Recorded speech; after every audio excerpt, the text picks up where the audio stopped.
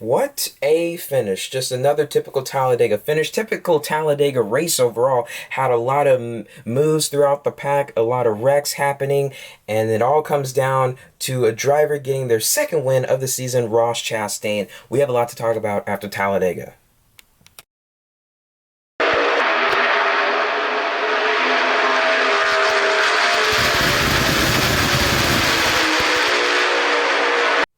Hey guys, NASCAR Mobile 48 back again. We're back to another episode of NRR. In today's video, we're going to be reviewing the 2022 Geico 500 from the famed Talladega Superspeedway. And what a race it was. It's not like the typical Talladegas we see that have a lot of spins and wrecks happening here and there, left and right, especially at the end of these races. But this one, it was still really fun to watch with all the slicing and dicing throughout the field, the near misses, the near wrecks that could have happened, but a lot of great racing that we saw overall, and all came down to the end in the last, couple seconds before they hit the start finish line. So what a race it was. Chastain gets his second win of the season. We have some other drivers who had some good finishes, so let's go ahead and dive on into this review. Finishing in first was Ross Chastain. What a race indeed for Ross Chastain and the one team. They started 19th in this race and were able to make it all the way up into first place at the end of the day. They definitely had a car capable of getting a decent finish. They were definitely in the top 10, top 15 all day. He was making some pretty bold moves early in the race, and they came to close calls of being some pretty nasty wrecks, but it was all good at the end because he has that awareness, I'm guessing. But what a race indeed for Chastain. He had to come back from a speeding penalty after the first cycle of pit stops in stage 1, so that kind of threw him behind the 8 ball, but he was able to rebound from that because there was a lot of racing to go and was able to come home and get the win, only leading the last lap. So what a move instead for Ross Chastain. So it's kind of weird how seeing that Chastain, coming out of turn 4, did absolutely nothing. He just stayed straight. He didn't make any moves like Erik Jones or Kyle Larson did, and just kept it straight and took the checkered flag. So well done for Ross Chastain. Second win of the season,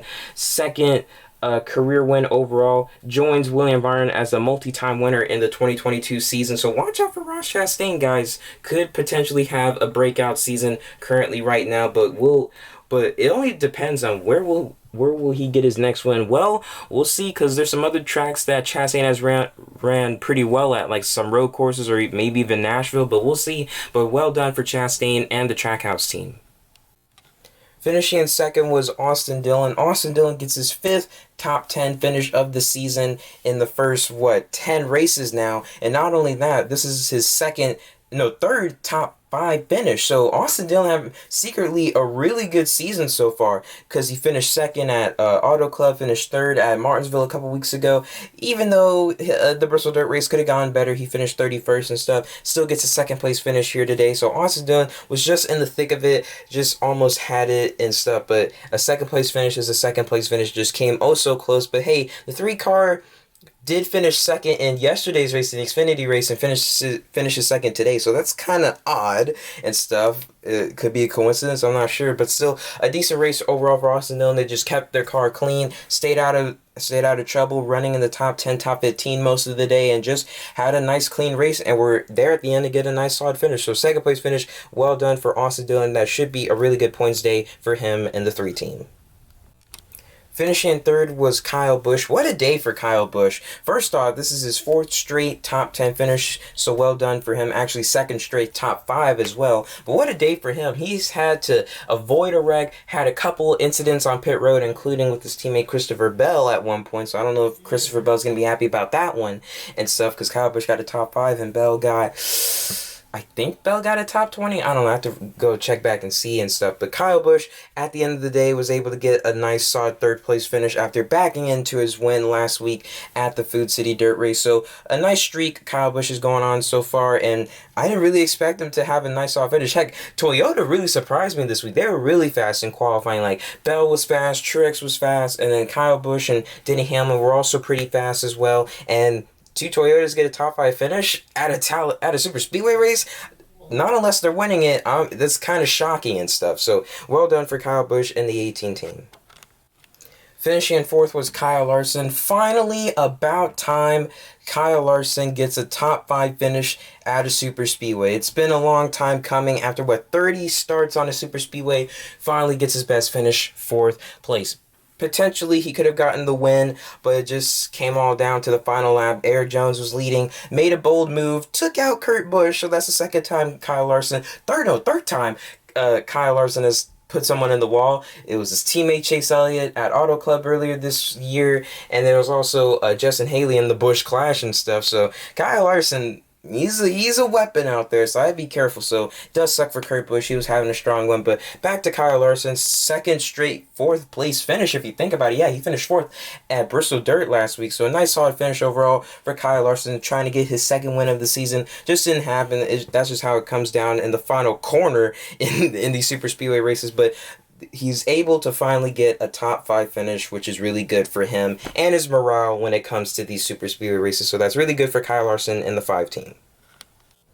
And rounding out the top 5 and 5th was Marten Jr. Another surprise driver, in my opinion, was Marten Jr. because not only did he qualify well, he qualified second, and he also gets a nice solid top 5 finish and stuff, because we know how Truex doesn't really finish the best at these super speedway races, but he was able to get a top 5 finish today, so that's really good for him and stuff. I didn't really expect him to win the race and stuff, just based on his luck at super speedways and stuff, because he has, he's 0 out of over 40 and stuff, but still a nice solid finish overall for them. And also a really good fun fact, this matches Marten Jr.'s best finish at Talladega, 5th place back in October in 2006 when he was driving for DEI in the number 1 car. So that's actually pretty cool to hear for Marten Jr. So it matches his best finish and stuff. Still not his best finish, but he matches it back from 2006. So that's also a fun fact here. But a nice solid clean race for MTJ.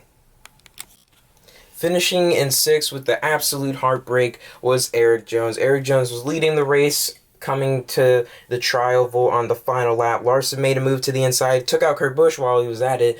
Jones tried to block him, but then Chastain and the rest of the field was coming up behind him, and then they all passed him. Jones was able to get a 6th place finish. Man, just a win like that would have just changed everything for Erik Jones. Put them in the playoffs, would have given Petty GMS their first win coming together as a team, and also first win for just Petty overall since Almirola's win back in 2014 at Daytona. So it does suck a bit for Erik Jones because we know how good he is at the super speedways, but it just wasn't meant to be. So a nice solid start for him and stuff. He just mostly kept his car clean. He was running up there, and he was just definitely in the thick of it as well. He definitely had a top 10 car, but it does suck that he could not get the win. After he started 16th, gets a nice solid top 10 finish. That's actually good for him, but it could have been better if he was in victory lane. Finishing 7th was Chase Elliott. Chase Elliott was definitely in the top 10, top 5 for most of the day after he started in the back after him and Alex Bowman had a poor qualifying session. He started 28th and just gets a nice solid 7th place finish. So that's really good for Chase Elliott and the 9 team. They definitely had a potential to win, but it was mostly Kyle Larson and William Byron who were the faster Hendrick cars up there and stuff. Chase Elliott was just running up there with them. So a nice solid finish overall for Chase Elliott, getting a nice solid 7th place finish. Finishing in 8th was Michael McDowell. Another surprise, Michael McDowell gets a top 10. Well, not really a surprise because he's really good at super speedways, but second straight top 10 finish after he came home 9th in the dirt last week. Gets an 8th place finish after starting 21st. He was mostly in the top 20. I'd say he was definitely kind of in the mid to low pack and stuff, but he was starting to pick it up and stuff. He was avoiding all the incidents and stuff. He kept it clean and was able to come up with a nice solid top 10 finish at the end of the day. So well done for Michael McDowell and the 34 team. Finishing in 9th was my boy Alex Bowman. Bowman also had a pretty good race, also pretty rough one to start. He qualified 27th, so around the same place as Chase Elliott, but ends up with a nice solid 9th place finish and stuff. So really good for Alex Bowman in the 48 team. The 3 of the 400 cars able to get a nice solid top 10 finish, but out of these 3, they weren't really the most dominant and stuff, but still a nice solid finish overall for Bowman to finish a super speedway race, because this has to be his best finish on a super speedway since probably, I'd have to say, the Talladega race in 2020, the first one and stuff, because all the other ones have been incidents and stuff. But a nice solid finish for Bowman.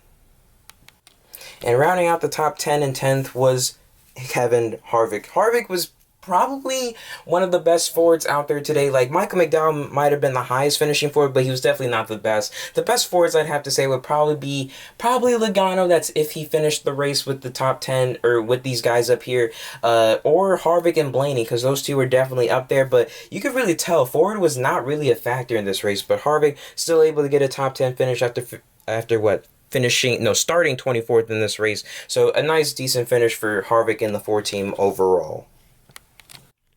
And now let's rate this race. This was a really good Talladega race, I'd have to say. We didn't really have to have the biggest crash in the world to happen to make it a good Talladega race. I mean, we did kind of have one in Stage 2. And Stage 2 kind of dragged on a bit, but it was still pretty decent racing. Stage 1 was really good. And then the final stage, where they did not wreck, it's very incredible to watch. Very good racing, hard racing, and just shocking in my opinion how they did not wreck, especially with 5 to go. I thought Jones was done for and stuff, but they kept it clean up until once they hit the trial. Kurt Busch and Bubba Wallace both took some hard hits. They finished 16, 17, but that does suck for both of them. They should have had a top 10 finish, but Bubba Wallace got a state won the first stage.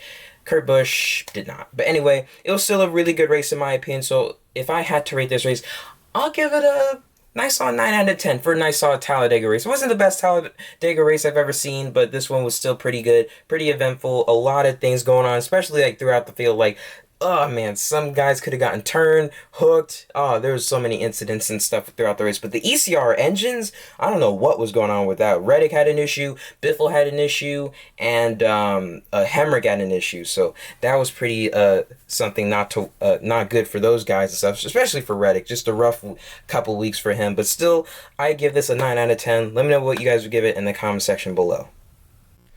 Now to move on to our drivers of the day, starting off with the unlucky driver of the day. It was hard to decide between Reddick or Keselowski, but I'm gonna have to give it to Brad Keselowski. I really expected Keselowski to have a really decent finish and stuff, like a better finish and stuff. He gets 23rd after having 2 penalties on pit road. 2 speeding penalties entering pit road, and then just getting a 23rd place. Yeah, definitely some mistakes on Brad Keselowski, so you have to put that race on him and stuff. He definitely messed up. So I'll say he's the unlucky driver of the day. The underdog driver of the day, I have to say, is Erik Jones. Led 25 laps, had a really good run towards the end of it, and then he had that incident on in the tri-oval and stuff. But I still have to say Erik Jones had a really phenomenal day in the 43. Just would have been super cool to see him win for the first time for petty GMS and stuff. But it does suck at the end of it because he has not won since 2019, so 2 winless seasons in a row. Hopefully it's not 3, but we'll see. Erik Jones so far has been, in my opinion, his best season with Richard Petty and stuff, but we'll see. Still a lot of more races to go. We'll see what happens with Erik Jones, but I'll say he was the underdog driver of the day. Now for comeback driver of the day, I have to say Kyle Busch. I literally have to say Kyle Busch because he had that near miss because he nearly got taken out by Daniel Suarez when that big one happened because I think the Chevy shuffled out and it kind of messed up the top lane and Logano just got pushed out of the way and stuff and then just collected a lot of the field. Took out Suarez who was having a really good day, and Suarez nearly clipped Kyle Busch, but Busch was able to escape. Busch had a penalty on pit road and stuff. I think getting his gas can out of his pit box. And then also not only that, he took out his own teammate Christopher Bell getting out of pit road and stuff because they were trying to make things single file, trying to stay with the draft and stuff. So that was definitely on Kyle Busch. But at the end of the day, he was able to get a 3rd place finish. So a pretty wild day for the 18 team. And also he mentioned something in the NASCAR news of the world saying about his future with JGR, and it's kind of interesting to wonder, but we'll see what happens. Joe Gibbs said that they're going to work something out, but we'll see what actually happens. And finally, for overall driver of the day, I don't know who to really give this to. I'll say Kyle Larson for now because he got that top 5 finish out of Super Speedway, and he was mostly up there for most of the day. Now, if Byron finished in the top 10, I definitely would say Byron, but Byron got a 15th place finish, a finish that he certainly did not deserve, especially after winning the second stage. But I'll say Kyle Larson because he kept it clean, took out a driver to get a top 5, but still Larson had a decent day, and he was really fast towards the end of the race and stuff. So I'll say Kyle Larson was the overall driver of the day. It's kind of hard to say who's driver of the day at a super speedway race. And that's going to do it for today. So guys, thank you guys so much for watching. Please like, comment, share, subscribe. If you guys want to check out my gaming channel, NASCAR Gaming 48, link will be down in the description below. Should be uploading a video up here pretty soon in a couple of days. So make sure you subscribe to the channel, link in the description so you don't miss that. If you want to check out my Instagram, link will also be down in the description. And subscribe to this channel. Really appreciate the subscribers that we already have. We've kind of been low on views as of recently and stuff. So if we can get the views up, that would mean a lot. But I do really still appreciate those who have subscribed. Let's keep this sub count going up. But anyway, that's going to do it for today. Should have the review for the Dover race next week. We'll see how that race will turn out, because that's also technically an intermediate, so we'll see how that does with this next gen car and stuff. But a really fun race overall. It was really good to watch it. So that's going to do it for today. I'll see you guys in the next video. Have a great rest of your day. This is NASCAR Mobile 48. Peace out.